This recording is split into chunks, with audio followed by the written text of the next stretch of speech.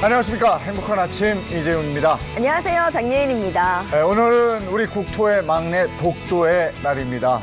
독도는 우리 땅이라는 노래 아십니까? 독도는 우리 땅. 알죠. 그래서 울릉도 동남쪽 100길 따라 200리 이렇게 돼 있잖아요. 네네. 근데 그게 미터법에 의해서 그 200리가 바뀌었습니다. 87km. 울릉도 동남쪽 100길 따라 87K.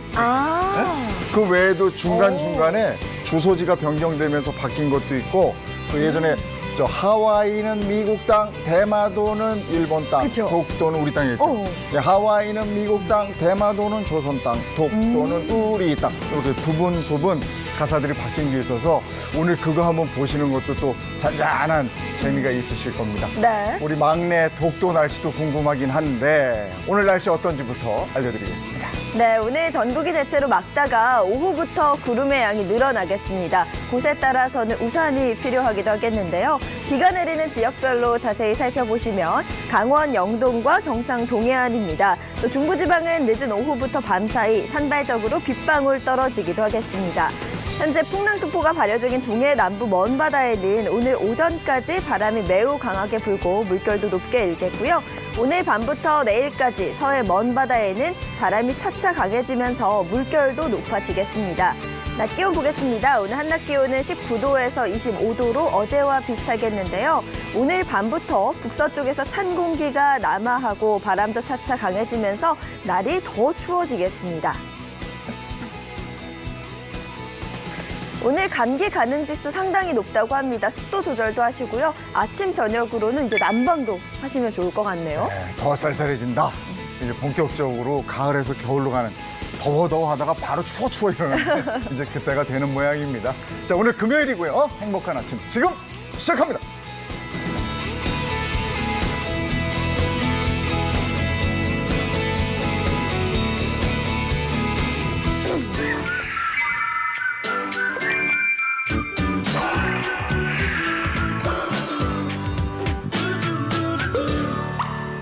네, 오늘은 최근에 핫한 이슈를 한번 얘기 나눠보는 시간을 갖도록 하겠습니다. 먼저 함께 얘기 나눠주실 분들입니다. 경향신문 선임기자 출신 유인경 작가 나오셨고요. 박수유 채널A 기자, 과학지원 산림 전문가 오셨습니다. 어서 오세요. 반갑습니다. 어서 오세요. 안녕하세요. 반갑습니다. 네. 자, 오늘 한 주간에 떠오르는 이슈를 정리해 드리려고 하는데요. 가장 먼저 첫 번째 이슈 무엇인지 확인해 볼까요? 이거였습니다. 축구잖아요. 네. 그렇죠. 이 사진은 15일 북한 평양에서 열린 남북 축구 경기의 모습인 것 같아요. 그렇습니다. 아주 거친 경기였다 이렇게 전에는 들었습니다만은 네. 텅 빈 경기장. 예. 그러니까요. 거기 누구 없소라는 말이 딱 맞는 것 네, 같아요. 그렇습니다. 관중이 네. 아무도 없었습니다. 네, 월드컵 아시아 지역 2차 예선 경기 현장인데요. 이게 명색이 월드컵 예선인데도 이 생중계도 못하고 관중까지 없는 상태에서 경기가 진행됐습니다. 네. 근데 이 경기가 이제 남북 축구 대회 이후 29년 만에 실시되는 남북 대결이어서요. 축구에 관심 없는 사람들도 굉장히 감동적이고 낭만적인 경기가 이루어질 것을 기대했다가 정말 좀 민망한 경기를 펼치게 됐죠. 네. 네. 거기 누구 없어. 저 중계 모습을 조금 봤거든요. 영상을요. 네. 그 축구 볼처럼 뻥뻥 소리가 어찌나 크게 들리던지요. 경기장이 텅텅 비어 있으니까 네. 그게 그냥 울려요. 그러니까요. 네? 그리고 거친 경기 이 플레이가 굉장히 거칠어서 제가 군대에서 축구할 때 생각이 났었어요. 군대에서 축구를 우리가 전투 축구 이렇게 얘기하는데 거의 그런 수준으로 축구를 했고. 근데 먼저 텅 빈 경기장이에요. 예? 우리 중계도 안 됐고 그리고 응원단도 없어요. 왜 안 갔습니까? 예, 북한이 우리 측 미디어와 응원단의 입국에 협조하지 않았기 때문입니다. 대한축구협회 측은 좀 방북을 하게 해달라 줄기차게 요구를 했는데 이 북한축구협회 이쪽에서는 우리 소관이 아니다. 이 답변만 계속했다고 합니다.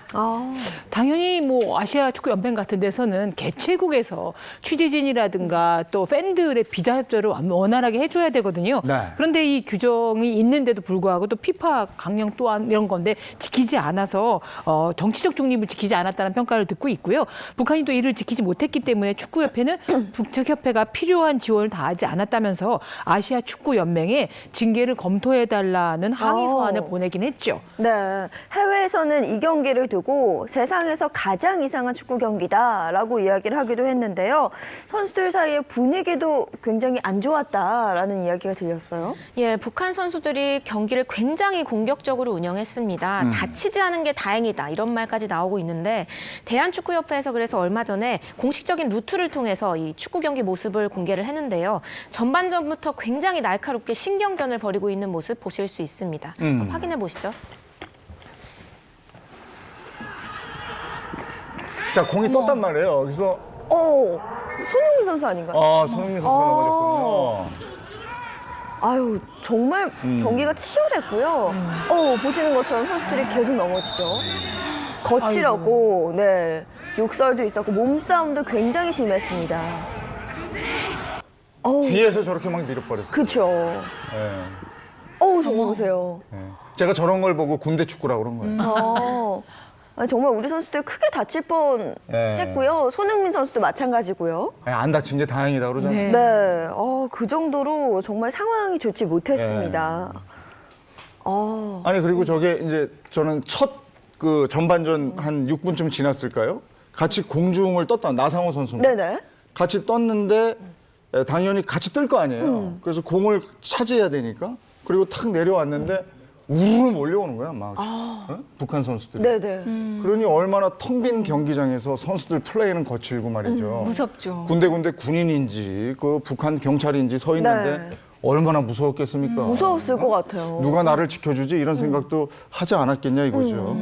근데 이제 정말 페어플레이라는 건 없이 저렇게 하니까. 그러니까요. 뭐 축구 경기를 보면서 사진 보면서 무서움, 두려움을 느껴보기는 또 처음인 것 같아요. 그쵸. 그러니까 경기도 이제 막판으로 갈수록 더 과열되면서 부상이 정말 걱정될 정도로 굉장히 험한 분위기인데 정말 사진으로만 봐도 그 아찔한 분위기가 다 느껴지기도 하고 그래요. 네. 예, 그래서 평양에 다녀온 손흥민 선수가 이 취재진들의 질문에 직접 답한 영상이 있는데요. 함께 보시죠.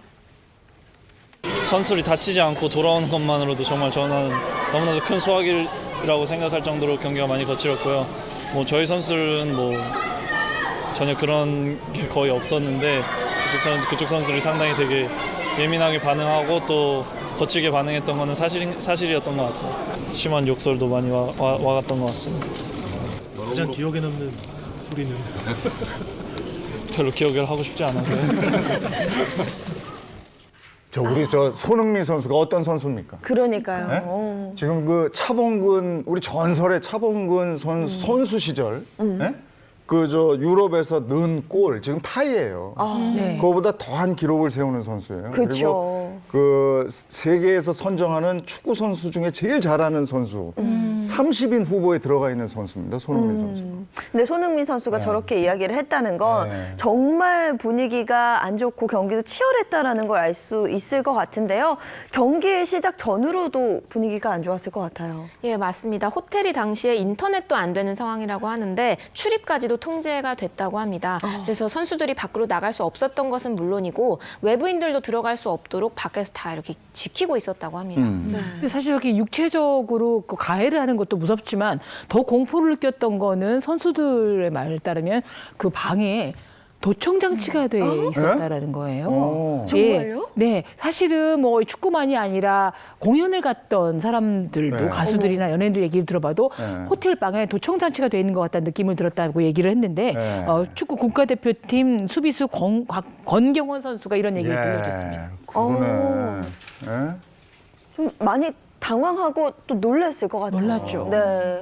조심하게 됐다. 그죠? 네. 네. 예. 아니, 다른 나라도 아니고 같은 동포인 북한에 갔을 때 이런 도청하면 어떤 마음이 들었겠어요. 거기서 말 조심을 했어야 그렇죠. 됐다. 네. 이게 운동선수들인데 축구하러 갔는데 그리고 저 경기가 월드컵 예선전이에요. 네. 전 세계가 지켜보는데 21세기에 어떻게 저런 경기를 하고 왔나 싶을 정도인데 29년 만에 남북 경기라고요. 29년 만에. 근데 제가 듣기로는 29년 전에 평양에서 축구할 때는 분위기 저렇지 않았대요. 그거 한번 볼까요?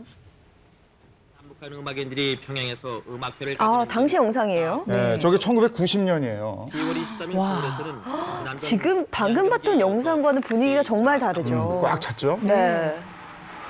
관중들도 꽉 찬 상태에서 선수들이 경기를 하고 있고요. 완전히 또 다른 경기 보네요. 손흥 선수가 헤딩으로 슛한 것이 결승골이 돼 남한 팀이 1대0 다 같이 즐기는 축구잖아요, 저거. 그러니까요. 박수 치고 예, 응원하고. 와 하고 저 유니폼 바꿔 일본도 입고 나눠 말이죠. 입고, 바꿔 입고.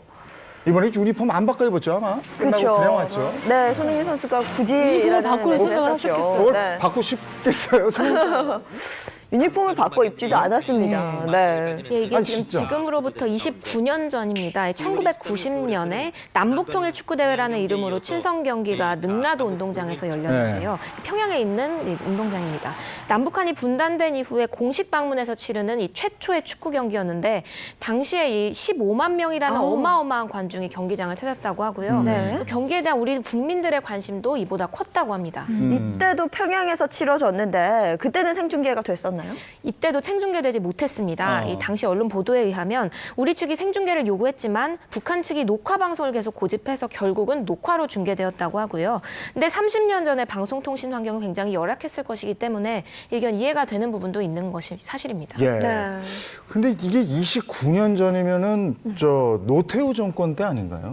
그죠? 29년 전. 그죠? 90년이면 아마 그럴 거예요. 네, 87년도 그 민주운동 이후에 했으니까. 그죠, 네. 그렇죠. 네. 근데 29년 전에 근데 남북 관계가 되게 좋았습니다. 글쎄. 서로 밀사도 가기도 하고. 예. 근데 그때 어떻게 좋았지?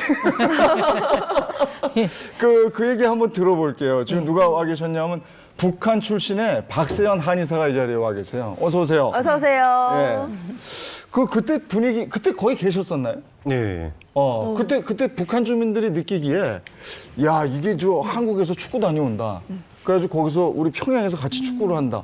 어떤 분위기였습니까? 북한 사람들. 그때는 알지 못했습니다. 몰랐어요? 근데 박사님도 뭐 여쭙고 싶은 게 있는데 89년에 우리 현대 정주영 회장이 네. 소 500마리를 끌고 네. 정말 영화 같은 장면을 그게 만들었거든요. 그때인가? 예. 그걸 아셨어요? 북한 주민들은? 예, 그거는 알고 소 있었습니다. 500마리 가져간 건? 그거는 이제 노동신문에 실려가지고 네. 소 500마리를 가지고 와서 그거 다 주고 가고 그 정주영 회장이 그때 온다 그래가지고 예. 그 정주영 회장이 친척 사돈의 8촌 9촌까지 찾아서 집을 다 지어주고 그랬어요.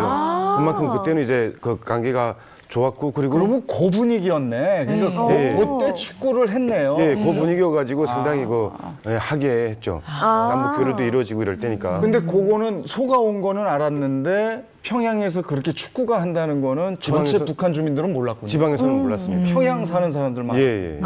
그때는 예. 남북 관계가 굉장히 좋았던 걸로 알고 한의사님은 있고요. 어디 사셨는데요? 그때? 한경북도 살았습니다. 한경도에. 그러니까 한경도까지 그 소식이 가려면 한참 걸리는. 사실 과거에도 그렇고 지금도 그렇고요. 남북 축구 경기 중계는 거부를 했거든요. 그 특별한 이유가 있을까요? 북한에서는 이제 김일성이가 생존에 축구는 총포성이 없는 전쟁터라고 얘기한 거 있거든요.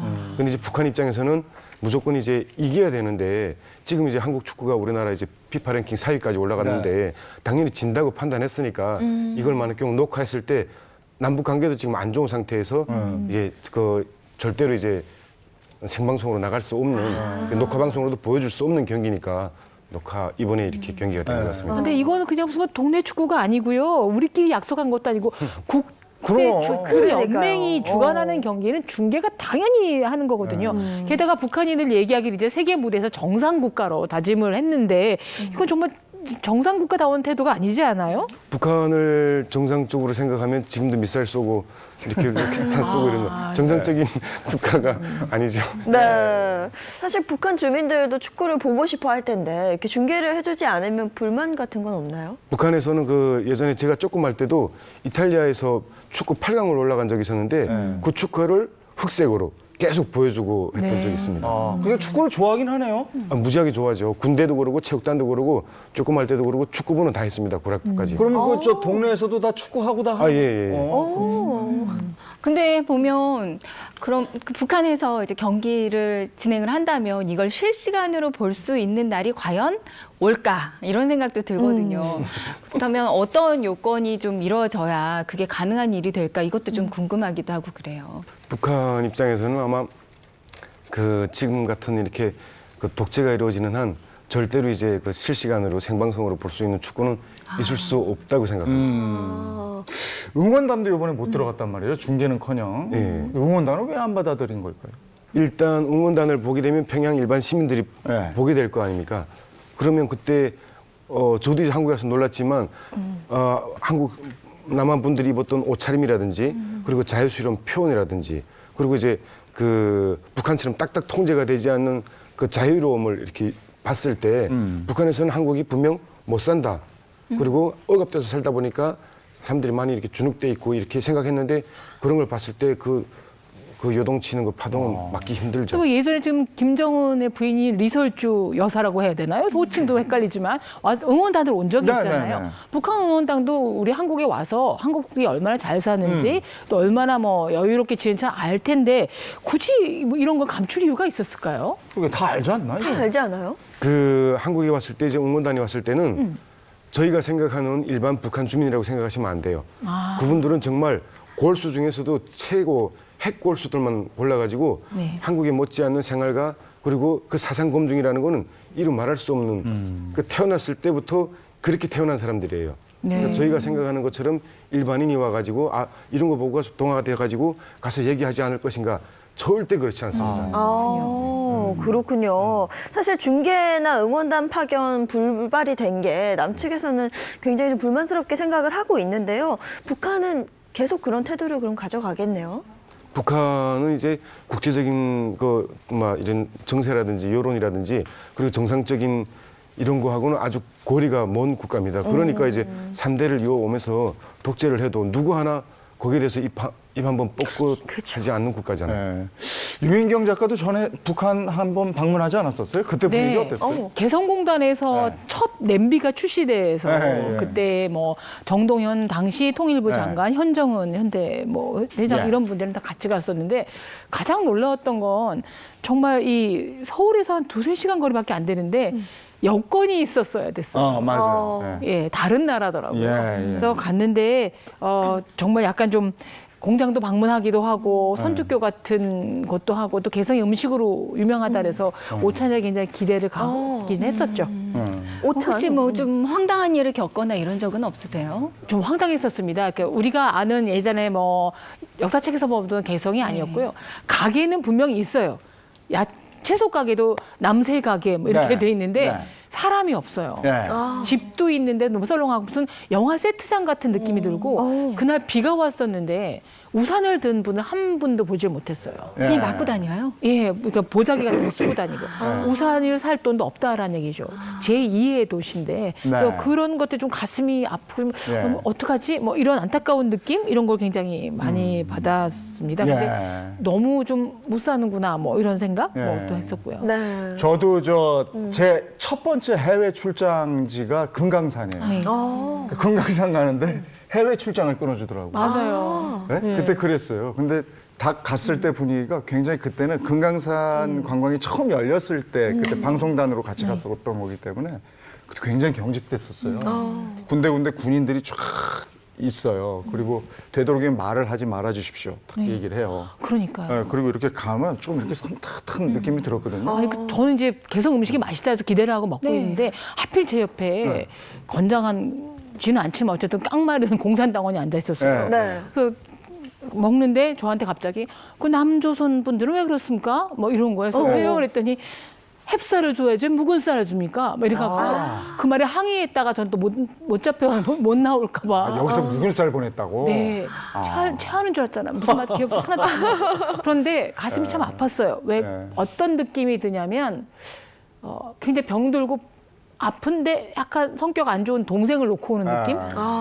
좀 잘해줘야 되겠다는 생각도 들지만 언제까지 잘해줘야 되지? 뭐 이런 느낌도 들고 냄비 하나 들고 오면서도 가슴이 아팠어요. 그러니까 북한 주민들 생각하면 짠해요. 네. 근데 아유. 네. 네.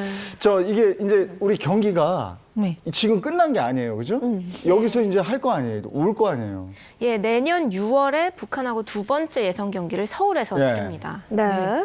내년에는 이제 한국 여자 축구팀도 나간답니다. 네, 예, 내년 18일 지난 18일에 말레이시아 쿠알라룸푸르에서 아시아 축구 연맹이죠. AFC 본부에서요. 열린 2020년 도쿄올림픽 올림픽 아시아 최종 예선 조 추첨에서 북한 그다음에 베트남, 미얀마와 같은 A조에 편성이 돼 있어요. 그래서 이제 남북한이 같은 조에 묶이면서 제주도에서 열리는 최종에서 이제 맞붙게 됐죠. 아, 제주에서 열리는군요. 네. 이번에 제주라니 좀 다행스럽기는 한데 네. 워낙 이번 경기가 치열했었기 때문에 다음 경기도 걱정스러운 목소리가 나오는 건 사실이에요. 예, 같은 상황 될까 봐 염려하는 분들도 많고요. 이번에 여론이 굉장히 안 좋았지 않습니까? 그래서 경기에서 당했던 걸 고스란히 돌려주자 뭐 이런 의견도 나오고 있습니다. 네, 남북 관계가 뭐 굉장히 경직되기도 했지만 이런 걸 좀 풀어주거나 순환시켜주고 사실 스포츠를 통해서였거든요. 네. 기억도 하시겠지만 1991년에 그 자바세계 탁구 선수권대회에서 남북한이 단일팀을 이뤄서 정말 감동적인 장면도 많이 연출이 됐고요. 네. 코리아라는 영화로도 만들어졌었잖아요. 네. 근데 이런 스포츠들 할 때마다 뭐 손을 잡고 우리 한민족이야라고 했는데 이제 이런 경기를 또 어떻게 볼 수 있을지 좀 가슴이 안타깝기도 합니다. 네. 스포츠를 통해서 좋은 모습을 보거든요, 사실은. 네. 그리고 남북 간의 그 화해 분위기가 조성되는 것도 이렇게 스포츠 같이 어우러지는 모습을 보면 그렇거든요. 우리 아까 봤잖아요. 1990년도 29년 전에 평양에서 열린 축구 경기는 정말 멋있었거든요. 네. 근데 지금 이 경기는 누가 봐도 이건 아니었어요. 근데 내년에 제주에서 다시 열리는데 아까 이제 뭐 똑같이 복수해주자 뭐 이런 얘기도 나왔다고 그러는데 아니 그리고 저는 안타까운 네. 게 네. 이게 뭐 남북 갈등이 문제가 아니고요. 거길 다녀온 선수들이 좀 뭐 다칠 뻔했어요, 도청됐어요. 그러면 아 그랬구나라고 받아들이는 게 아니라 네. 왜 남북 교류에 찬물을 끼얹느냐면 아, 글쎄요. 축구 선수들에게도 좀 비방을 하는 네. 우리 국민들이 있는 것 네. 같아서 스포츠는 스포츠대로 좀 냉정하게 봐주셨으면 하는 네. 바람입니다. 근데 이번 제주에는 우리가 뭐 똑같이 해줄 수는 없죠. 우리가 형인데 좀 이렇게 같이 어우러지는 축구의 장을 만들긴 해야 되겠는데 오버하지 말았으면 좋겠어요. 오버하지 말고 이렇게 딱 같이 좀 어우러지는 그런 분위기는 필요한 거죠. 자, 다음 얘기 나눠볼까요? 예, 다음 얘기 해보겠습니다. 살림 전문가 곽지연 씨가 네. 이 사연 읽어주시죠. 네, 뭐 굉장히 공감되는 사연이 하나 있어서 들고 와봤거든요. 네. 네, 읽어드릴게요. 저희 남편과 아들이 삼겹살을 너무 좋아해서 매주 토요일은 삼겹살 데이를 보냈는데요. 아프리카 돼지 열병 때문에 최근 한 달간 삼겹살을 먹지 못하고 있어요. 아들이 내일은 삼겹살 데이를 가질 수 있느냐고 묻는데 이 삼겹살 먹어도 되는 걸까요? 하셨습니다.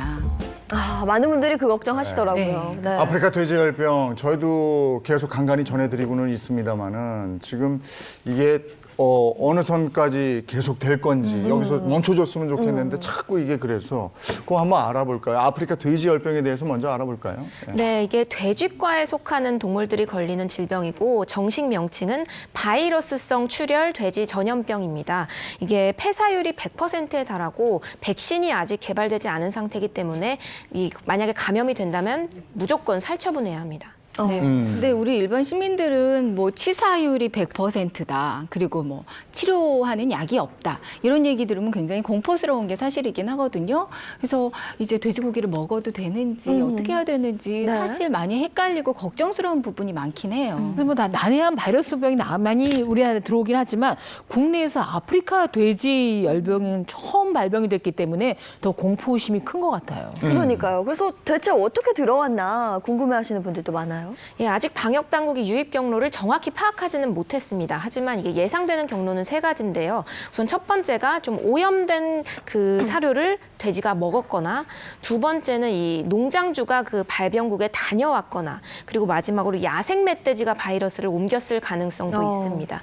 하지만 지금 저희 파주, 연천, 김포 이곳들에서 농가들에서 발견이 됐는데 이 세 곳 같은 경우에는 위 사례들과는 지금 무관한 것으로 알려졌습니다. 네.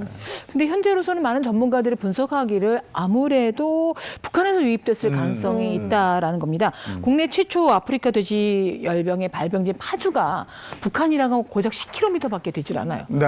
우리나라 강남 강북거리보다 훨씬 더 짧습니다. 근데 최근에 들어서 뭐 북한에 폭우도 많이 왔고요. 태풍의 피해도 심했기 때문에 네. 폭우에 떠내려온 북한 멧돼지가 우리 쪽으로 유입되면서 이런 바이러스 퍼뜨리지 않았나 하는 이런 생각을 하고 있고 역학조사 중이라고 합니다. 네. 북한에 그런 게 있었습니까? 그런 얘기 들어보셨습니까? 아프리카 돼지열병에 대한 얘기를? 못 들어봤습니다. 근데 그 최근 5월에 네. 그 북한에는 그 돼지열병이 생겼다 그러는데요. 네. 돼지열병이 생긴 평안북도 도내 돼지는 싹쓸이했답니다. 아, 그래요? 예. 폐사시켰다는 이거죠. 네. 지금 이 아프리카 돼지열병이 국내뿐만 아니라 중국에서도 큰 문제가 되고 있는데요. 이와 관련해서 북한에서 뭐 공식적으로 이야기한 부분이 있나요? 아직까지는 없었습니다. 그래서 이번에 세계동물보건기구에서 이 북한의 아프리카 돼지발병 실태를 좀 공식적으로 보고해달라 이렇게 지금 촉구를 하고 있습니다. 근데 진짜 아프리카 돼지열병으로 인한 국내 여파가 이게 일파만파기 때문에 그죠?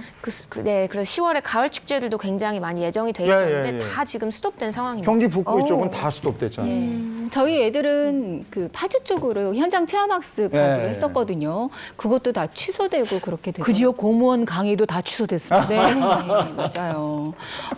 그리고 또 무엇보다 돼지고기 가격이요. 네. 이제 주부들은 굉장히 실생활에 와닿거든요. 예. 가격이 뚝 떨어졌어요. 그래요? 네, 많이 떨어졌거든요. 안 먹어서 우리는 그런 거예요? 오를 거라고 생각했는데 네. 뚝 떨어진 거는 안 먹는다는 얘기 아니에요? 네, 그렇죠. 얼마나 떨어졌어요? 불안해서 많이 안 찾고 안 먹게 되는 건데요. 네. 킬로그램당 2,969원이라고 합니다. 그러니까 3,000원 아래로 떨어진 건 네. 올해가 처음, 그러니까 올해 들어서는 처음이라고 하거든요. 네. 그러니까 발병 직전에는 킬로그램당 4,394원 정도, 네. 그러니까 한 43% 정도 떨어진 걸로 보시면 될 것 같아요. 뭐 이렇게만 말씀드리면 조금 헷갈리실 수도 있을 것 같아서 돼지고기를 제가 직접 한번 가지고 와 봤어요. 아, 네. 그래요? 이제 보시면 한 10,000원 정도의 돈으로 살 수 있는 돼지고기의 양을 일단 좀 보여드릴게요. 네. 이게 네, 보시면 삼겹살이거든요. 네. 삼겹살 한 2줄 정도. 그러니까 아프리카 열병 이전에, 그러니까 아. 이전에는 한 이 정도의 양을 살 수 있었다고 보시면 네. 이제 발병 이후에 요즘에는 이 정도. 와, 거의 두 이거네요. 배네. 거의 2배 정도를 사실 네. 수 있습니다. 이게 그만큼. 기뻐해야 될지 슬퍼해야 될지 모르겠는데 한때는 삼겹살값이 너무너무 올라가지고 금겹살이네 이런 예, 얘기 예. 들었는데 이제 그야말로 싼겹살 뭐 이런 얘기가 되고 네. 10,000원에 거의 5-5덤이면 오겹살을 먹게 네. 되는 네. 그런데 이제 사연 보내주신 분이 궁금한 것이 이게 사람한테는 감염이 안 된다고 했는데 정말 안심하고 먹을 수 있느냐 이런 부분을 궁금해했단 말이에요. 예, 삼겹살 과연 먹어도 되는 건지 전문가에게 직접 물어봤습니다. 익히거나 끓이거나 삶거나 어떤 식으로든 위생적으로 조리해서 먹으면 안전하다. 조리해서 먹으면 안전하다라는 말에 안심이 되긴 하던데 혹시나 변이가 돼서 사람에게 좀 안 좋은 영향을 끼칠 수 있는 거 아니냐라고 걱정하시는 분들도 많습니다. 네, 바이러스도 생명체이기 때문에 돌연 변이가 있을 수 있는 거는 맞습니다. 하지만 이게 돌연 변이가 발생했다고 해서 뭐 사람한테 해로운 그런 질병이 발생했다거나 뭐 그런 경우는 아직까지는 없습니다. 이게 그 유전자형이 굉장히 다양하기 때문에 백신을 개발하는 게 힘든 거지. 이게 뭐 유전자가 돌연 변이가 발생했다고 해서 뭐 굉장히 문제가 되는 건 아니니까요. 염려하지 않으셔도 됩니다. 근데 주부 마음에서는 저희 가족은 정말 돼지고기 좋아하거든요. 뭐 돼지고기, 갈비, 돼지 갈비, 수육, 항정살. 아우 너무 맛있죠. 정말 다 좋아하는데 장조림도 소고기가 장조림보다 돼지고기 장조림도 부드럽다. 좋아하거든요. 예. 네. 그래서 이제 못 먹고 있어서 좀 걱정이긴 해요. 이제 뭐 감염된 돼지들을 다 살처분하고 있다고는 하지만 사실 감염된 다음에 잠복기에 도축을 했을 수도 있잖아요. 그쵸. 그럼 네. 바이러스가 남아있지 않을까 이것도 굉장히 불안하긴 하거든요. 예, 그래서 최대한 철저하게 지금 대응을 하고는 있습니다. 발생 농장 그리고 반경 3km 안에 있는 농장에서 모두 살처분을 진행하고 또 그 지역에서 낳은 돼지들은 3주간 출하가 금지됩니다. 또 그리고 그 외 농가에서도 지금 도축하는 과정에서 굉장히 철저하게 임상 검사를 실시하고 있기 때문에 이게 오염이 된 돼지고기가 출하될 가능성은 없다고 보시면 될 것 같습니다. 근데 저희가 앞서도 말씀드렸다시피 이 돼지고기로 감염이 됐던 이 경로 중에 하나가 뭐 멧돼지일 수도 있다라는 이야기를 말씀드렸는데요. 최근 강남의 한 아파트 단지에 멧돼지떼가 출몰을 해서 정말 난리가 났던 적이 있다고 합니다. 영상 함께 보시죠. 이거예요, 이거. 도로를 막 활보해요. 멧돼지 가족인 것 같아요. 아이고. 그러니까 멧돼지 떼죠. 정말 단체로 왔네요. 얼마나 놀랐을까요, 주민들은. 네. 근데 저게 이제 산에 먹을 게 없으니까 네. 이렇게 막 민가로 내려오는 거거든요. 어머 어머. 근데 아파트 주차장을 활보해요. 그 진짜 아파트 단지인데 네. 아니 왜냐면 저기가 워낙 멧돼지가 살던 지역이었어요. 그렇지. 개발이 되면서 그 아파트를 지은 거지. 예, 서식지가 없어지니까 워낙 자기 집 찾아온 건데 저렇게 욕 먹으면 얘네들 좀 섭섭할 거예요. 저게 지네 그러니까요. 집이었다고 생각하니까 예, 짠하네. 예, 네. 아니 근데 이제 사람이 살고 있는데 피해를 주니까 좀 겁먹고들 들어가고 막 다친 이러니까. 적도 있었고요. 네. 어린아이가 부딪힌 적도 있었고 주차장만이 아니라 마트에도 나타났었죠. 네, 맞아요. 멧돼지가. 네. 예. 보기만 해도 정말 무서운데요. 네. 혹시나 이 반려동물에게 이 바이러스가 좀 가진 않을까 걱정을 또 하기도 해요. 예, 근데 사람은 물론이고 개나 고양이 같은 다 감염이 되지 않는다고 하거든요. 그래요? 염려하지 않으셔도 됩니다. 근데 지금 저 멧돼지 막 활보하는 거 봤잖아요. 근데 우리가 그 지금 이게 어디서 감염됐을까 아까 얘기하면서 저쪽 북쪽에 있던 멧돼지들이 감염이 된 상태로 철책을 넘어 이쪽으로 와서 여기서 감염이 되지 않았을까에 대한 의심을 하잖아요. 네. 근데 저 힘을 보면 말이죠, 멧돼지들. 제가 최전방 GP에서 근무했었거든요. 맞아요. 네. 그거 뚫고 올 수도 있겠어요. 워낙 힘이 강해서. 네, 그리고 쟤네들은 본능적으로 그 어디 이렇게 허점을 보고 이렇게 오는 것 같아요. 그러니까. 그렇죠. 정말 대단해. 그럴 가능성도 있을 네. 것 같긴 굶주린 해요. 멧돼지라면 죽기 살기로 내려. 그러니까. 그렇죠. 예, 어. 먹고 살아야 되니까. 네. 근데 어쨌든 지금 이제 그 사연을 저에게 보내주신 분께 말씀드리자면 오늘 저녁에 아니면 주말에 삼겹살 파티를 하셔도 된다 이런 얘기잖아요. 네네. 안심하셔도 된다라는 이야기로 정리를 해볼 수 있을 것 같고요. 그런데 최근 또 우리 밥상을 위협할 만한 일이 또 있다고 들었어요. 예, 맞습니다. 아산 지역의 이 야생조류 분변에서 AI 바이러스가 검출이 됐습니다. 다행히 저병원성으로 확인이 됐지만 지금 돼지별병 확산세도 여전한 상황에서 AI 발생 가능성까지 커졌기 때문에 소비자들이 굉장히 걱정을 하고 있고 예, 방역 당국에도 지금 비상이 걸린 상황입니다. 그렇죠. 그런데 문제는 AI 바이러스는 돼지열병과 달리 사람 간 전염이 되는 걸로 알고 있어요. 예, 이게 인체 감염증 증상이 또 10일간 잠복기가 있고요. 그 후에 이 굉장히 감기랑 유사합니다. 그리고 발열을 동반한 기침, 인후통, 이 증상이 감기와 유사하기 때문에 이게 잘 보셔야 되고요. 또 폐렴으로 진행돼서 호흡부전으로 사망할 수도 있기 때문에 주의하셔야 합니다. 그 전에 그거 기억나네요. 조류독감 한창 돌았을 때 그 익혀서 요리해서 드시는 건 괜찮아요 하고 정부 청사에 그 치킨 쫙 깔아놓고 시식했었죠. 네, 그 공무원들 쫙 네. 먹는 거 보여주고 이랬단 말이에요. 네. 근데 이게 다시 온다 이러니까 또 무서운데 지금 어떻게 대비하고 있어요? 그래서 청도군이나 하동군 뭐 이런 네. 곳들에서는 AI 발생 대비해서 그 인체 감염증 예방 교육 뭐 이런 것들도 실시하고 있고 주민들 대상으로 계속 교육을 진행하고 있습니다. 네. 정부에서도 필요하지만 사실 개개인의 그가 필요할 것 같아요. 뭐 낙타 눈썹에서 묻혀왔다는 메르스도 아마 네. 우리나라를 뒤집어 놓기도 했는데 제일 중요한 건 손 잘 씻고 그쵸. 뭐 묻은 거 버리고 하고 사실은 영유아 사망이 굉장히 줄게 된 계기가 한 이 중세 때 산부인과 의사들이 손 씻고 아이를 손 씻는 게 그렇게 중요하다고 얘기를 하거든요. 네. 근데 어쨌든 이 조류 인플루엔자는 폭폭 조리만 잘하면 뭐 괜찮다고 하는데 좀 안심이 되는 걸까요? 예, 맞습니다. 이 조류 인플루엔자는 온도가 75도 이상으로만 올라가면 다 죽게 되기 때문에 안심하셔도 됩니다. 아, 혹시 그럼 북한에도 이 조류 인플루엔자 바이러스가 들어간 적이 있었나요?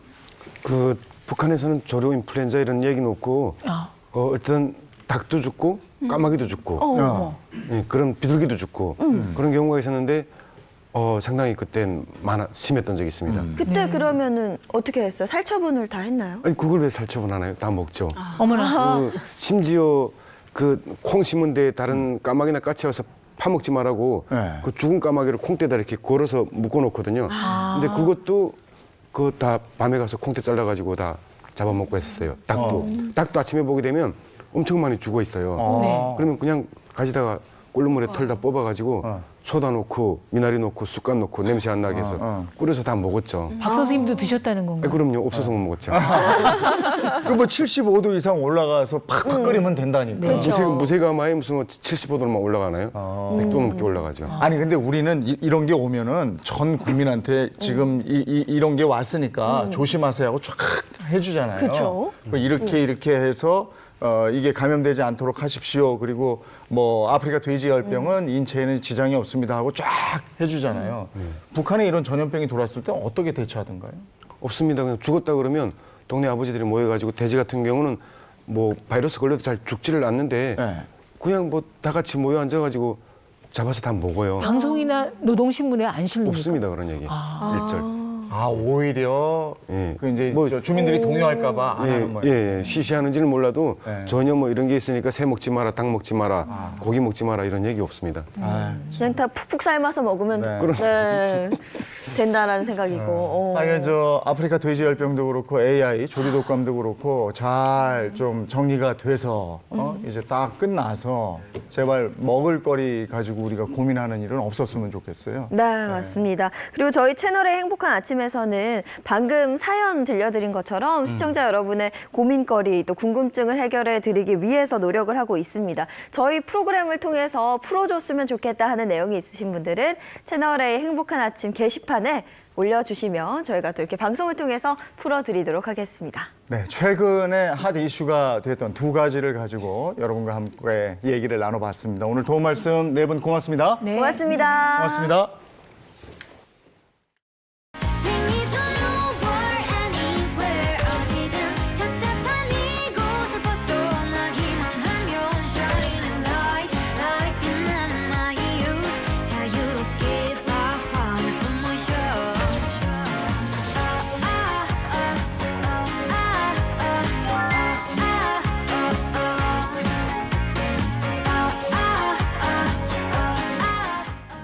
네, 이번에는 주말에 떠나고 싶은 여행지를 소개해 드리겠습니다. 어디로 가면 좋을까요? 크리스티안 씨 어서 떠납시다. 떠납시다. 렛츠 여행. 지금 여행할 시간이 됐죠. 네, 여행할 시간 됐는데 오늘은 여행지부터 시작한 게 아니라 네. 퀴즈로 시작해 보도록 하겠습니다. 퀴즈요? 그분들이 얼마나 잘 알고 계시는지 네. 한번 확인해 보도록 하죠. 네. 자, 대한민국 한 사람이 하루에 버리는 네. 생활 폐기물의 양이 어느 정도 될까요? 천천히 생각해 보세요. 천천히. 양이 얼마큼 그렇죠. 되냐고요? 하루에 한 사람 그냥 하루에. 비닐봉지 한 반 개 정도? 비닐봉지 반 개 정도. 자, 뭐 킬로그램 아니면 그램으로 한번 하면 맞춰보세요. 숫자를. 이걸 어떻게 맞춰? 숫자를 주세요. 숫자를. 너무 어려운 걸 줬는데. 가지고 와가지고 지금 너무 우리한테. 어렵죠. 많을 것 같아요. 많을 것 같아요. 네, 연구가 나왔는데요. 네. 한 사람이 하루에 거의 1kg.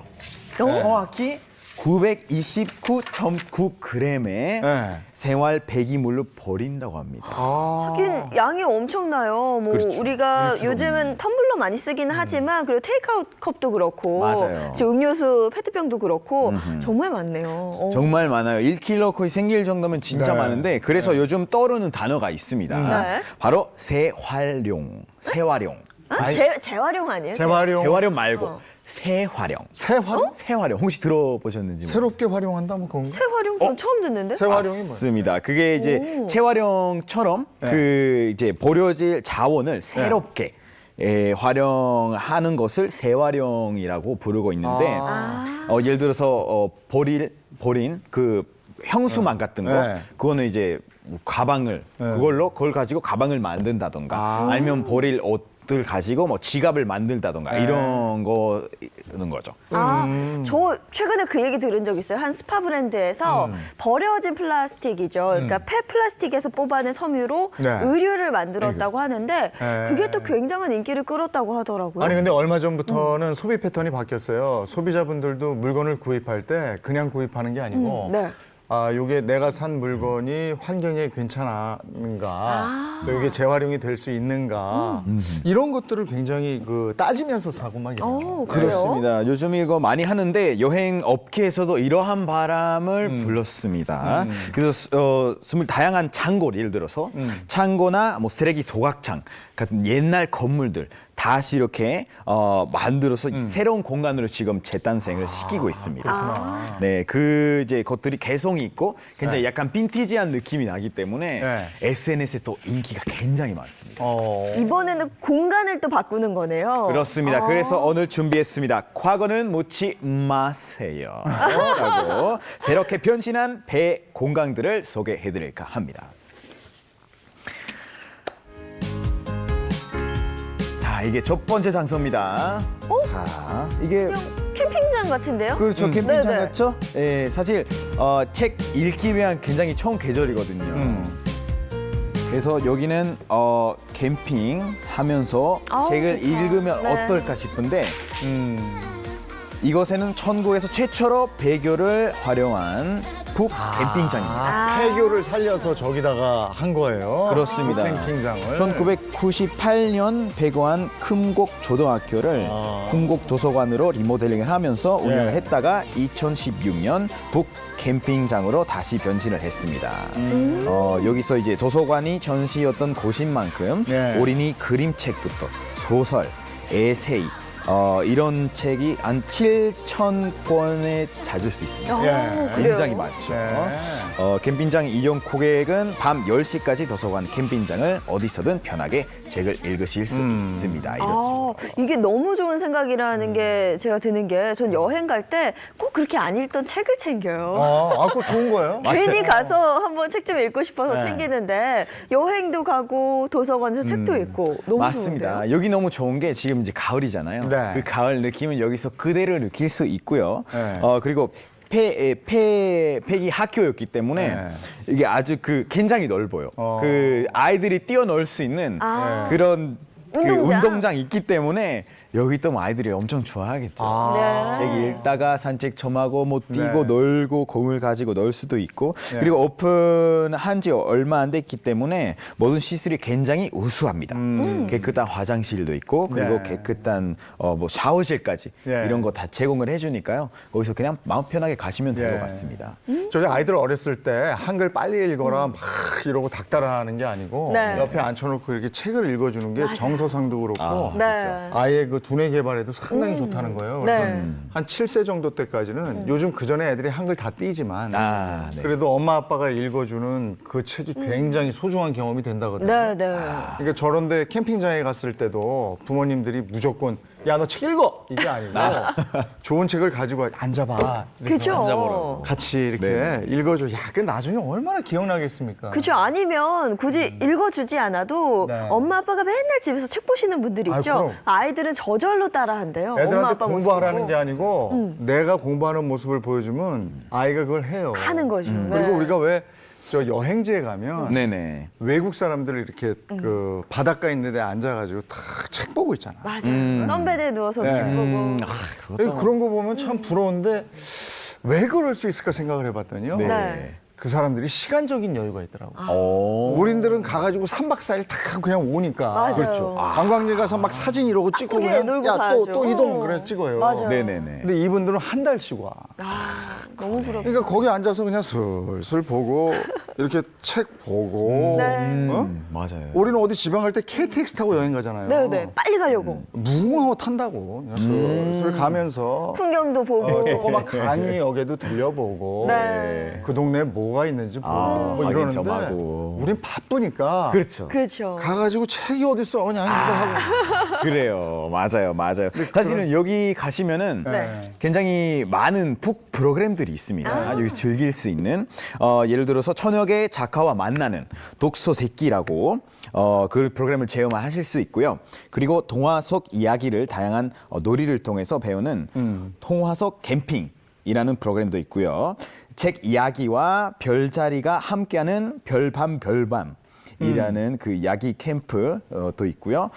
아무튼 그 도서관 운영 10년 동안 노하우를 통해서 개발된 단체로운 프로그램들이 많기 때문에 네. 여기는 정말 다양한 거를 색다른 경험을 많이 하실 수 있을 것 같습니다. 그리고 요즘에 이제 책 캠프가 이제 좀 생기는 이유가 가면 이제 책 캠프다 이런 부모님들이 데려가요. 책 캠프. 예. 그냥 무조건 노는 캠프다 이러면 안 데려가요. 그렇죠.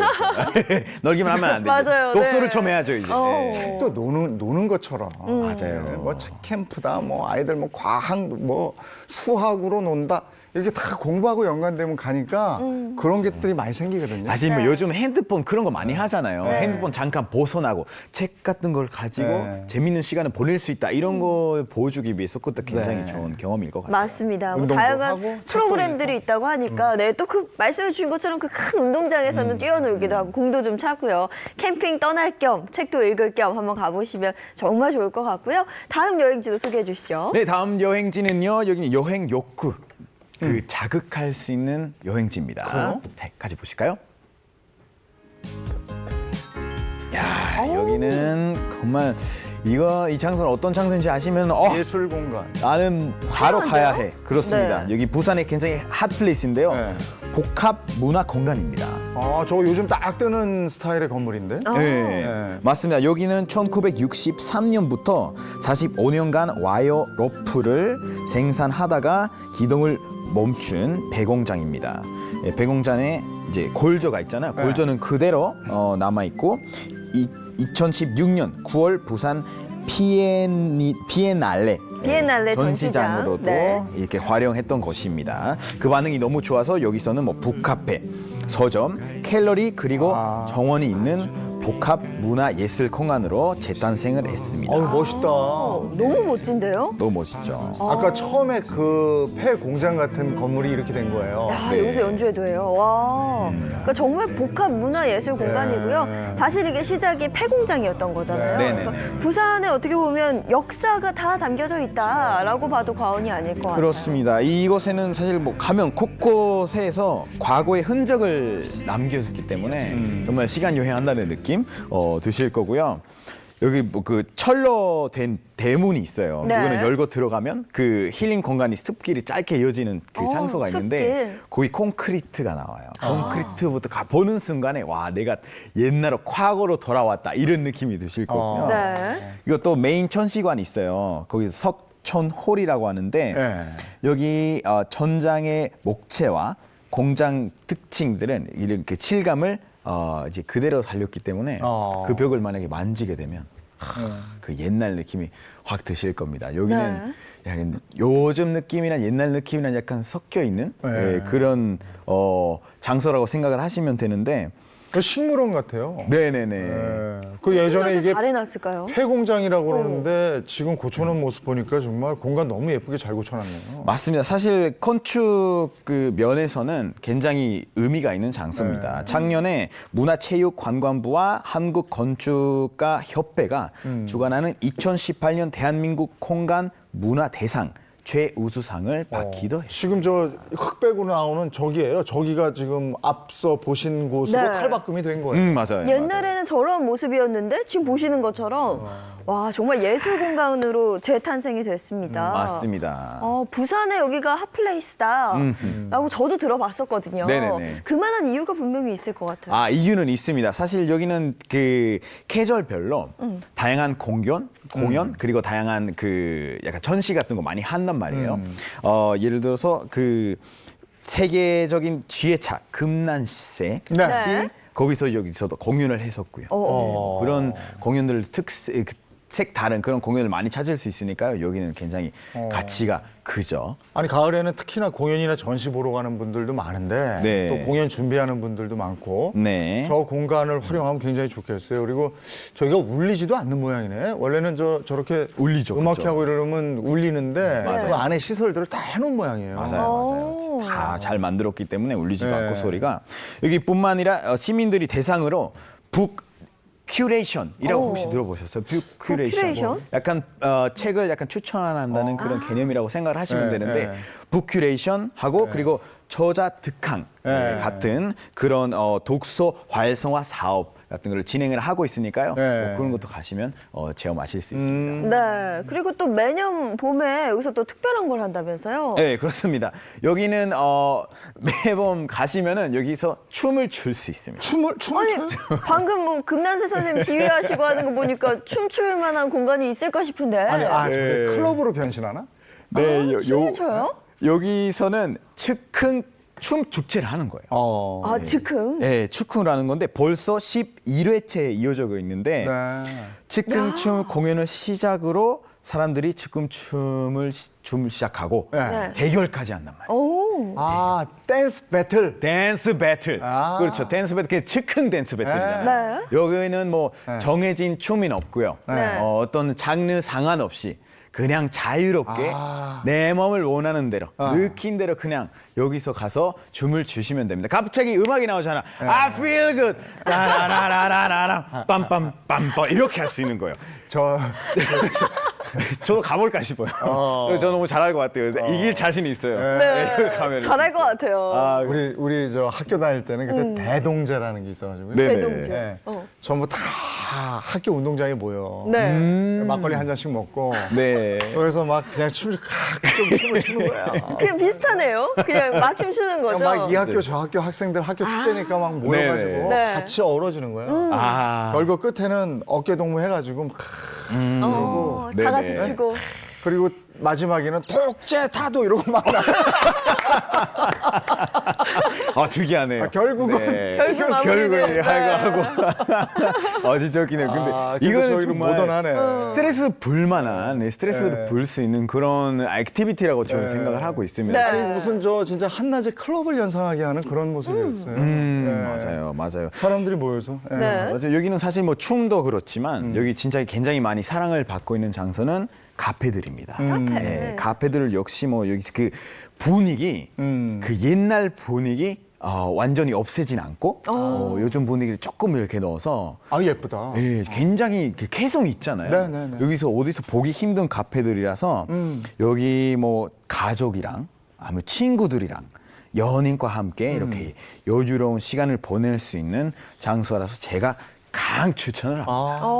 아니 요즘에는요 커피숍들을 그렇게 옛날에 창고로 쓰던 데를 커피숍으로 많이 했더라고요. 네. 엄청 많아요. 지난번에 제주도에도 가보니까 귤 창고 같은 데인데요. 귤밭 끼고 있잖아요. 네네. 그러니까 그 창고를 카페로 만들었어요. 맞아요. 그리고 그 앞에 귤밭은 있잖아요. 맞아. 그러니까 이제 조금 있으면 귤이 아주 잘 익는 그쵸. 계절인데 네. 그럼 그걸 따다가 거기서 아이가 따와. 그럼 거기 귤 주스를 내려주고 그걸 바로. 대박. 귤 따는 맛을 또 즐기고 이래요. 네. 그리고 너무 좋다. 경기도 쪽에 서울 외곽 지역에 가다 보면 예전에 그런 창고들이 많았어요. 그리고 공장들이 있고 공장을 카페로 개조시키는 그걸 거죠? 카페로 개조시키는데 천장이 일단 높으니까 그쵸. 개방감이 있어서 좋더라고요. 맞아. 요즘 진짜 많아요. 다양해지고 있으니까 여러분들은 한 번쯤 가보시면 좋을 것 같습니다. 네. 그러네. 요즘에는 카페 투어라 그래서 네네. 그냥 어느 지역을 가서 그 지역에 있는 카페만 돌아다니시는 분들도 맞아요, 계시더라고요. 맞아요. 한번 가보시면 정말 좋은 여행지가 될 것 같습니다. 근데 우리가 언제부터 이렇게 커피를 먹었어?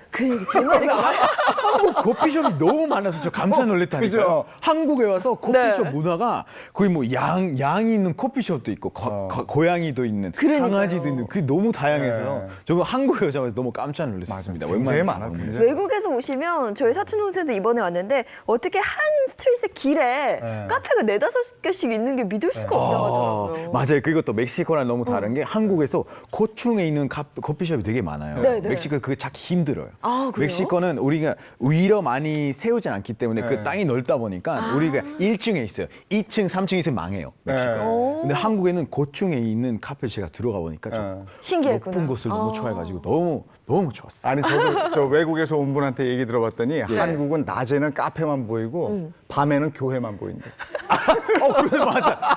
맞아요. 들린 얘기 아니에요. 딱 이렇게 표시돼 있듯이 다 보이더라고요. 저게. 다음 여행지. 네. 네, 다음 여행지는요. 여행지는 위트가 느껴지는 그런 여행지입니다. 네. 같이 보실까요?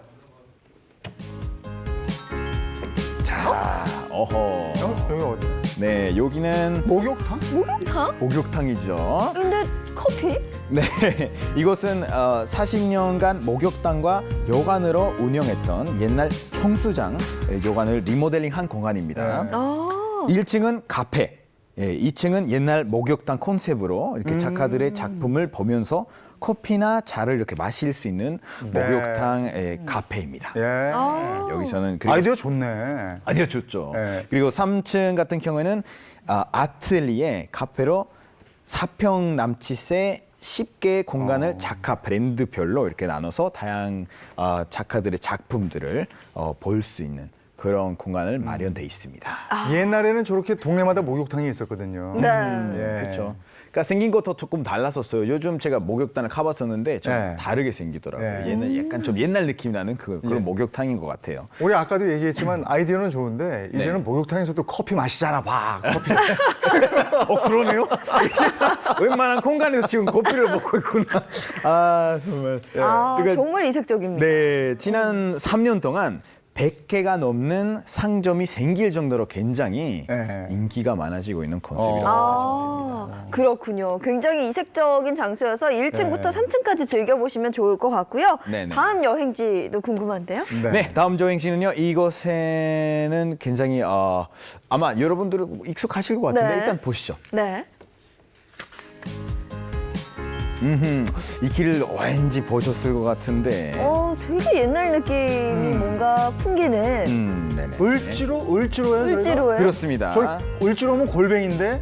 그렇습니다. 맞아요. 을지로인데 요즘은 힙치로라고 불러요. 왜 힙? 약간 힙한. 힙한 곳입니다. 을지로다. 트렌디한 오. 곳이라고 이렇게 부르고 있습니다. 저희가 1970년대에 서울의 랜드마크예요. 네. 주상복합 건물 생기고 막 그러면서요. 그죠? 예, 맞습니다. 공구점 상가들 이런 데 막. 근데 요즘에는 어떤 랜드마크가 됐다는 거예요? 요즘 뭐 골목 이렇게 길이 오밀조밀 이렇게 모여 있는 그 시점들이 그 네. 레트로 느낌 있잖아요. 그런 거 이제 여행할 수 있는 곳들이 굉장히 많습니다. 골목마다 보이는 뭐 개성 있는 식당이라든가 카페 같은 거 구경할 수도 있고 그것도 재밌고 그것도 식당마다 아니면 카페마다 컨셉이 달라요 다. 컨셉이 다 달라요. 네, 다 달라지고. 그럼 골목 미로처럼 찾아가면서 그 색다른 컨셉을 즐겨볼 수가 있는 거네요. 그렇습니다. 약간 숨겨져 있듯이 이렇게 네. 골목 들어가서 이 골목에 들어가면 모험이잖아요. 이거 어떻게 보면 찾아서 색다른 카페를 찾을 수 있고요. 옛날 이렇게 낡은 밖으로 보면 굉장히 낡은 건물 같지만 들어가 보니까 굉장히 현대적인 그런 식당이나 카페를 찾으실 수 있고요. 한옥에서 네. 맥주를 마실 수 있는 펍 이런 굉장히 색다른 장소를 너무 많으니까요. 정말 그 하루 그냥 을지로에서 한번 놀고 그리고 서울에서 멀지 않으니까요. 조금 멀리 가기 좀 힘들어 하신 분들을 위해서 굉장히 좋은 여행 될 것 같습니다. 네. 저희 이색적인 장소들을 많이 소개해 주셔서 좋긴 한데 네네. 예전에는 저런 곳들이 다 생산하는 예? 제조업하는 곳이었잖아요. 네. 네네. 근데 요즘에는 다 마시는 곳으로 가니까 걱정이 되긴 해요. 또 이렇게 얘기하면 또 꼰대 소리 들어요. 그런 걱정은 돼요. 근데 되게 이쁘긴 해요. 그렇지 예쁘죠. 네. 여러분들은 한 번쯤 가보셨으면 네. 좋겠습니다. 다음 여행지 갈까요? 네, 다음 여행지는요. 다음 달 1일에 여는 따끈따끈한 신상 여행지입니다. 같이 보실까요?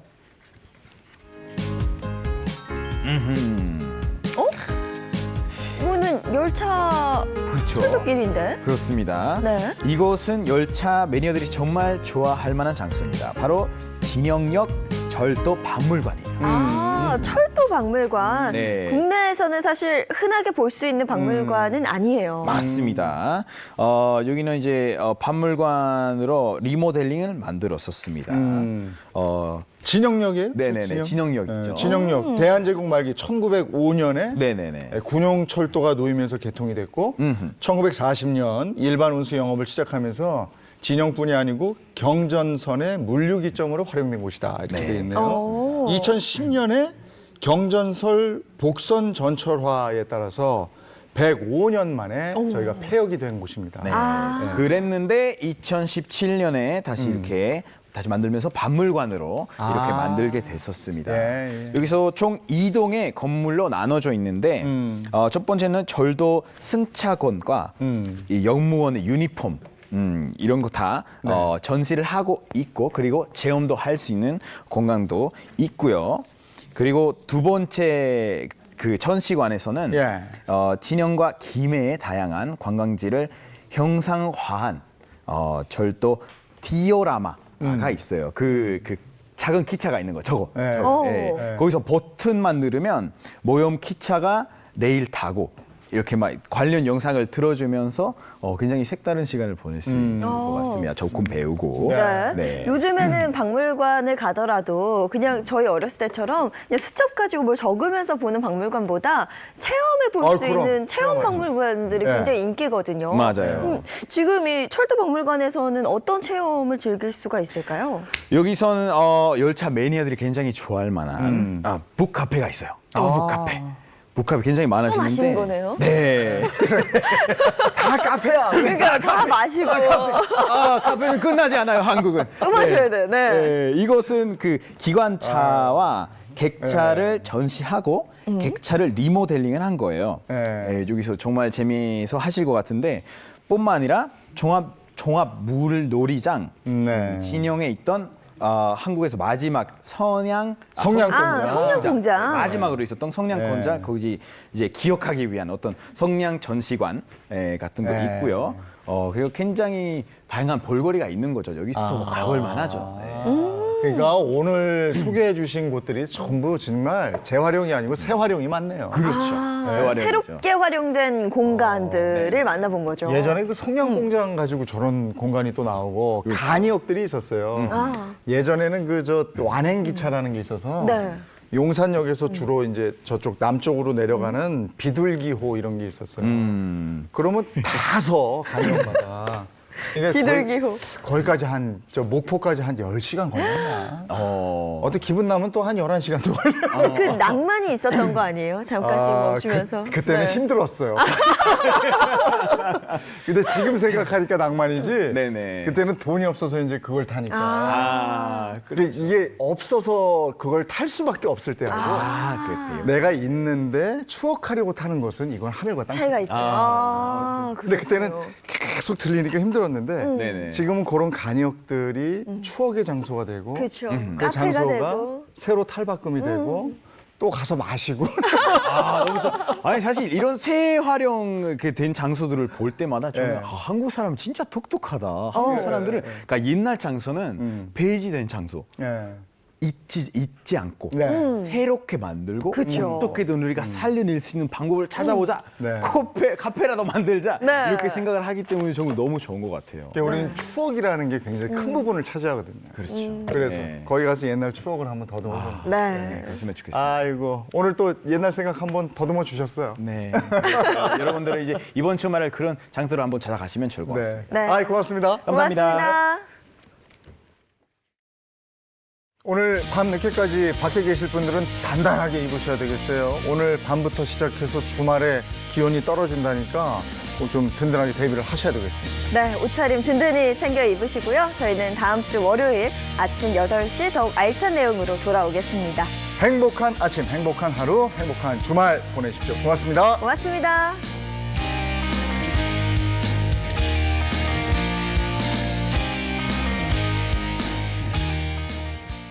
채널 A